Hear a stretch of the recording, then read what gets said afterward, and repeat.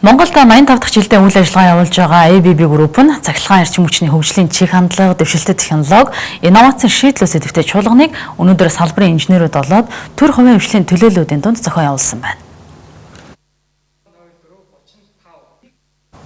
Манай улсын эрчим хүчний системийн өнөөгийн нөхцөл байдал, түүн тулгамдсан асуудлыг орчин үеийн дэвшилтэт техник, технологийн шийдлэр хэрхэн шийдвэрлэх арга замуудын талаар хэлэлцэж санал бодлоо солилцсон юм а. Энэ арга хэмжээнд бол нийтдээ Монгол улсын эрчим хүчний салбарын тэргүүлэх 200 гаруй инженер оролцож байна. Тэгээ бид нар бол системийн докторжилтын асуудлыг ярьж байна. Энэ системд сэргийгдэх эрчим хүчнийг яаж интеграцлах вэ? Системийн найдвартай ажиллагааг яаж дээшлэх вэ?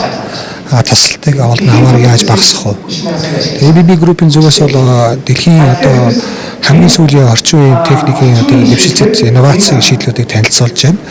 Энд бол одоо сэргийгдэх эрчим хүчний одоо их усрыг системд холбох одоо тийм боломжийг нэгж өгөх тоногдлууд болон шийдэлтэд танилцуулж байна. Мөн Улаанбаатар хот болон манай нийт улсын маань дамжуулах сүлжээ, түгээх сүлжээн дээр одоо тодорхой эрчим хүчний хэмнэлт авсан, одоо үндсэн хөрөнгө оруулалтын зардлыг багасгаасан тийм одоо шинэ одоо технологийн инновацуудыг танилцуулж байгаагаар онцлогтой.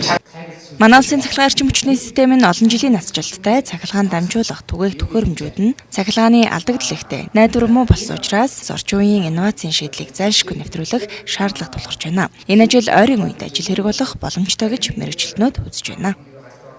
Эрчим хүчний системийн докторжилт, сэргийгдэх эрчим хүч гэсэн сэдвээр бол ихтгэл тавилаа. За тэгэхээр эрчим хүчний системийн хувьд бол докторжилт гэж нь бол чухал асуудал байдаг.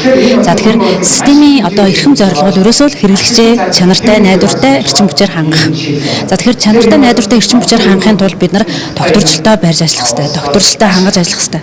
Одоо Монголын эрчим хүчний систем маань хаана яваад байгаа юм бэ? Тэр чиглэлээр бол ихтгэл тавилаа. Нийтдээ нэг 11 сэдв хөндөж ярьсан. Нэг сэдвэлдээ эрчим хүч нөөцлөх төхөөрөмжийг одоо ашиглах цаг нь болцсон байна. Эрчим хүч нөөцлөх төхөөрөмж маань өөрөө үнэн нэлийн хямдраад байгаа учраас энийг бол одоо бол ашиглах боломж нь гарч байна. Тэгэхээр одоо дэд станц, шугам дэд станцын хүчин шаадлыг огцон нэмэгдүүлэх оронд тэр нөөцлөх төхөөрөмжийг ашигласнаар бол асар бага зардлаар тухайн хүндрэлтэй асуудал буюу хэд ачааллыг шийдэх боломжтой болчихж байгаа юм. Тэгэхээр бидээс тэр их хэмжээний олон тэрбумаар үнэлэгдэх хэмжээний өргөдлийн ажлуудыг бас хийхгүй байх боломж гарч ийна гэсэн үг.